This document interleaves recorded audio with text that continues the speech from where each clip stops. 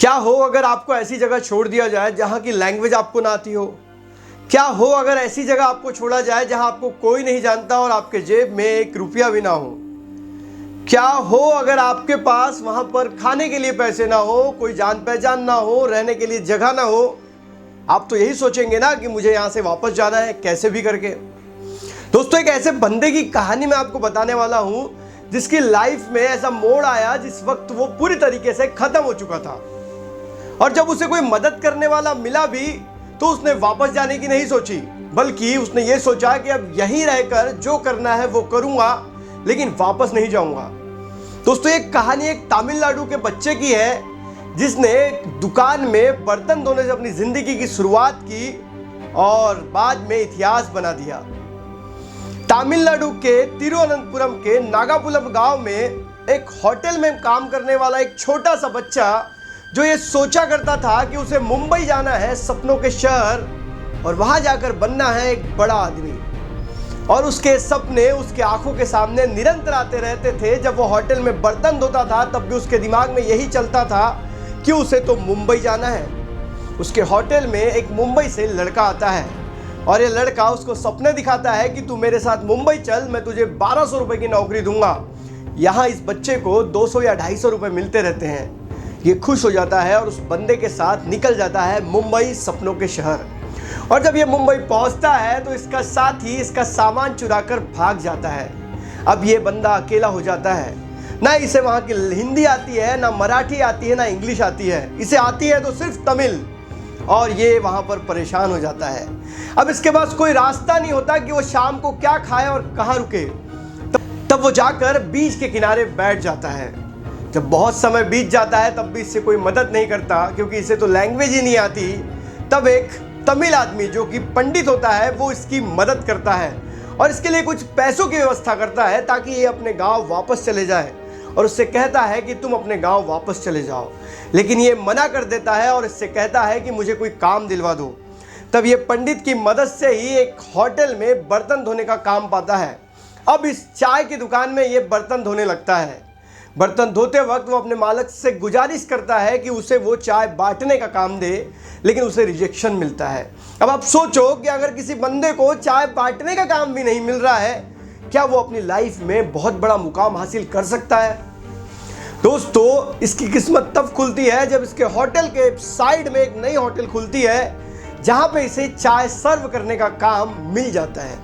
अब ये बंदा उस होटल में चाय सर्व करने का काम करता है, लेकिन इसका नेचर इतना अच्छा होता है कि धीरे धीरे वो दुकान में आने वाले कस्टमरों से अपने पर्सनल रिलेशन बनाना शुरू कर देता है। उस होटल में भी लोगों का तांता लगा रहता है इसके कारण, और धीरे धीरे लोग इसे पसंद करने लगते हैं। अब इसके मन में आता है क्यों ना कुछ अलग किया जाए। तब इसके दुकान में आने वाला एक ग्राहक इसको ऑफर देता है कि हम दोनों मिलकर एक चाय की दुकान खोलते हैं और मैं तुम्हें उसमें 50% का पार्टनर रखूंगा। जब ये दोनों मिलकर चाय की दुकान खोलते हैं और चाय की दुकान चलने लगती है, जहां पर 10,000 रुपये महीने की इनकम होने लगती है, तो वो जो पार्टनर रहता है वो पार्टनर इस बंदे को निकाल कर बाहर फेंक देता है। और जिस होटल पे ये मेहनत करते रहता है उस होटल से भी ये हाथ धो बैठता है। अब इसके पास फिर कोई ऑप्शन नहीं होता कि लाइफ में करे क्या, लेकिन ये हार नहीं मानता। अगर उसकी जगह आप होते ना तो आप उस वक्त हार मान लेते और अपने गांव वापस जाने की सोचते। बार बार मिलने वाले रिजेक्शन पे जो अंतिम तक काम करता है वही सफलता पाता है। इसलिए अपने रिजेक्शन को कभी भी अपनी फाइनल हार नहीं समझनी चाहिए।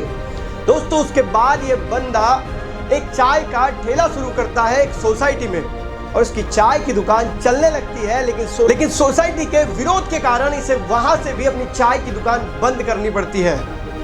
इसी को कहते हैं नसीब, जहां बार बार ठोकरें मिलती है, और ये ठोकरें आपको मजबूत करने के लिए आती है, ना कि आपको कमजोर करने के लिए। और इस वक्त जो बंदा ठोकरों से टूट जाता है वो बंदा लाइफ में कुछ नहीं कर पाता। लेकिन ये व्यक्ति तो अलग मिट्टी से बना था ना। बाद इसने एक सोसाइटी में एक साउथ इंडियन डिश का ठेला डाल लिया, जहां पर ये डोसा इडली बनाने का काम किया करता था और बेचा करता था। अब आप सोचेंगे इसे डोसा इडली बनाते आता होगा। जी नहीं, इसे ना डोसा बनाते आता था ना इडली बनाते आता था। फिर भी इसने यहाँ वहाँ से सीख कर डोसा और इडली का एक ठेला शुरू कर दिया और चल भी गया। अच्छा खासा चल गया, लेकिन यहां पर भी ट्रैफिक पुलिस के कारण उसे ये ठेला बंद करना पड़ा। फिर एक रिजेक्शन इसके लाइफ में आ चुका था, लेकिन ये उस वक्त भी हार नहीं माना। इसने उस ठेले से कमाए हुए कुछ पैसों से लगभग 50,000 रुपए से एक होटल को डिपॉजिट किया और 500 रुपए रेंट से उस होटल में अपनी दुकान को चालू कर दिया दक्षिण भारतीय खाद्य पदार्थों की, मतलब वही साउथ इंडियन डिश, डोसा और इडली की। और दोस्तों, देखते ही देखते इसके दुकान में ग्राहकों का तांता लगने लगा और उसके बाद इस बंदे ने कभी मुड़कर वापस नहीं देखा। 500 रुपए किराया और 50,000 डिपॉजिट के साथ शुरू की गई इसकी एक कंपनी आज 70 करोड़ के टर्नओवर को पार कर चुकी है और आज इसके 70 से ज्यादा लेआउट पूरे भारत में है। डोसा प्लाजा की चैन इसने बना ली, जो आज विदेशों में भी काम कर रही है और इसका नाम आज पूरी दुनिया में फेमस हो चुका है। इस बंदे का नाम है प्रेम गणपति।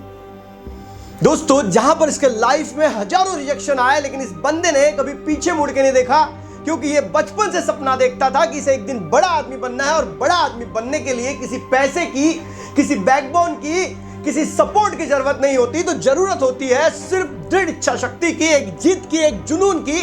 और ये पागलपन ही इंसान को वहां तक लेके जाता है जो प्रेम गणपति में था, और उसने उस चीज को अचीव भी किया। आपके लाइफ में भी सेम ऐसे ही होता है, लेकिन मैक्सिमम लोगों के लाइफ में भी ऐसे ही होता है। वहां पर वो मेहनत तो करते हैं, लेकिन रिजेक्शन मिलते ही टूट जाते हैं और अपनी यात्रा को रोक देते हैं और वो सोचते हैं कि अब हमसे ना हो पाएगा। लेकिन जिंदगी में आगे वही बंदा बढ़ता है जो अपने रिजेक्शन को अपनी ताकत बना लेता है, इम्पॉसिबल को ठोकर मार मार के आई एम पॉसिबल में बदल देता है।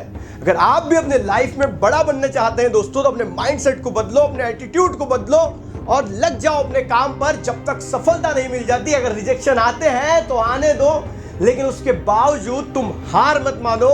एक बार फेल होंगे तो दूसरी बार फिर जीतोगे। प्रेम गणपति कहते हैं कि वो जितनी बार फेल हुए उतनी बार उन्होंने कुछ नया सीखा और नए जोश और नए जुनून से अपने काम को रिस्टार्ट किया। जिस बंदे को रिस्टार्ट करना आ गया ना दोस्तों, तो वो अपनी लाइफ में कभी पीछे जा ही नहीं सकता। अब आप डिसाइड कीजिए कि आपको रिस्टार्ट करना आता है या नहीं आता। नहीं आता तो आज फिर से शुरू कीजिए, फिर से अपनी जिंदगी को बदलने की कोशिश कीजिए। यकीन मानिए, आप भी अपनी लाइफ को बदल सकते हैं। बस आपको डिसाइड करना है, अपने एटीट्यूड को चेंज करना है और लग जाना है अपने काम के ऊपर पूरी मेहनत के साथ। अगर आपको ये वीडियो पसंद आई है तो वीडियो को लाइक करें और अपने दोस्तों से भी शेयर करें, ताकि उनकी जिंदगी में भी मोटिवेशन की आग पैदा हो। करें तैयारी आपकी जीत की मेरे साथ। मिलेंगे अगले वीडियो में, तब तक के लिए अलविदा। जय हिंद, वंदे मातरम।